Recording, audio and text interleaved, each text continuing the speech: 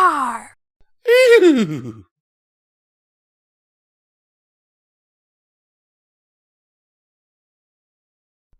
Hello and welcome to Midnight Readings.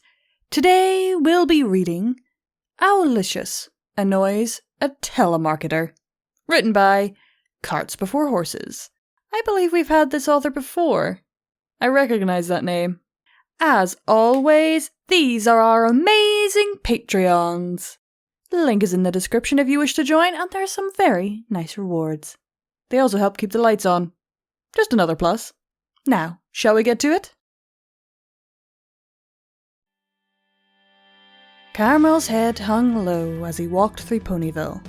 The evening sun sunk over the horizons as night fell upon the town. The rain poured down all around Caramel, soaking through his fur. He opened the door, wiping his hooves on the mat. You're late again, Caramel! His obese, mustachioed boss scolded. Yep, there's actually obese ponies. I didn't know either. Caramel raised his hooves in the air. Sorry, the rain... The rain what? No pony else had trouble getting here on time. This is your final warning, Caramel.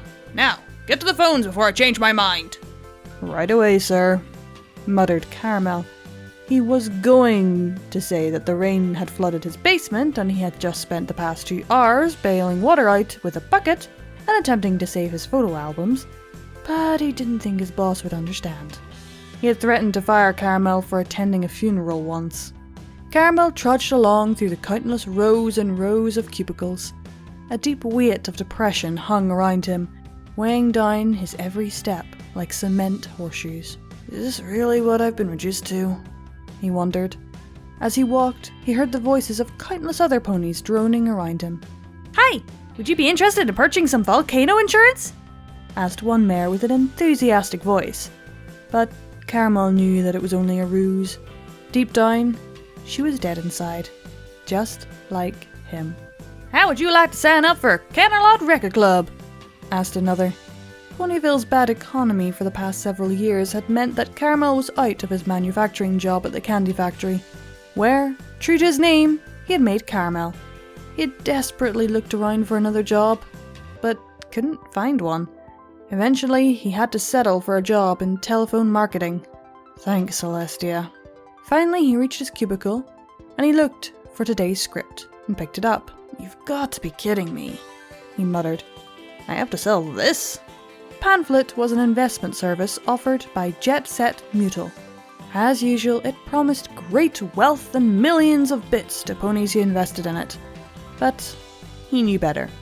Nevertheless, the promise of commission on policies he sold kept him selling. He reached over to the phone book and opened it up to a random page. He ran his hoof down the page until he reached a random name. I hope you aren't home, Tweeny Spackle, he said. Of course, we all know what he meant to say, but he had forgotten his glasses that day. He reached over the phone and dialed the number. Carry the 7 times 3, that should give me the result. A loud ringing broke the silence in the library.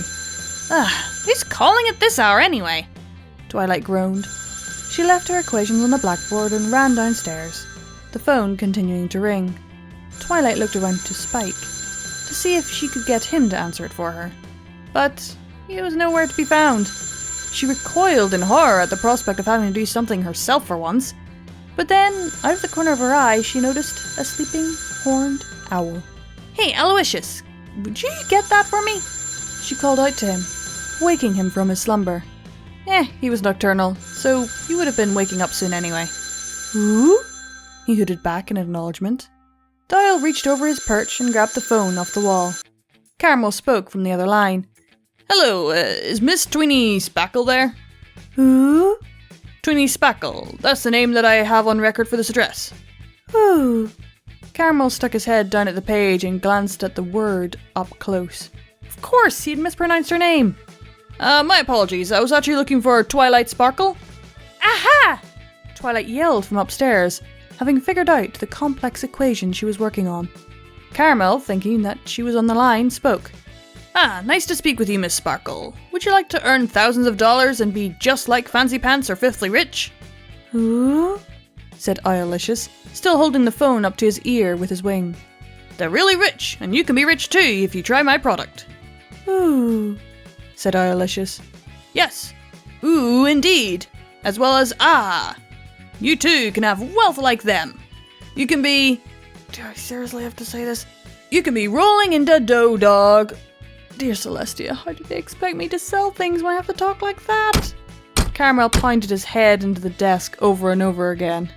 Who? Said Owlowiscious. What do you mean, who? Do you not know who the princess is? Who? She's the alicorn who raises the sun every day?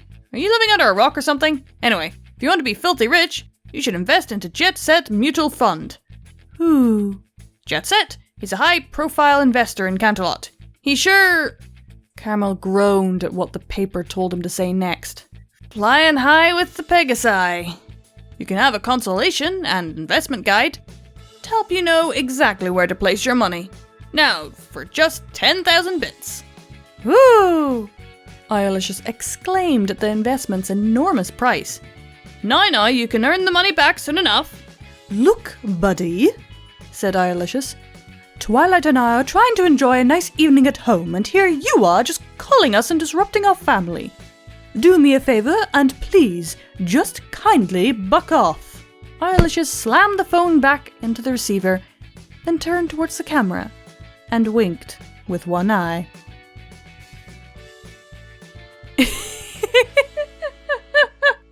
Oh, Owlowiscious, you rascal. You can talk! Fair enough. I hope you all enjoyed. That was Owlowiscious, Annoys a Telemarketer. Written by cartbeforehorses. Hope you all enjoyed and keep watching that moon. Bye!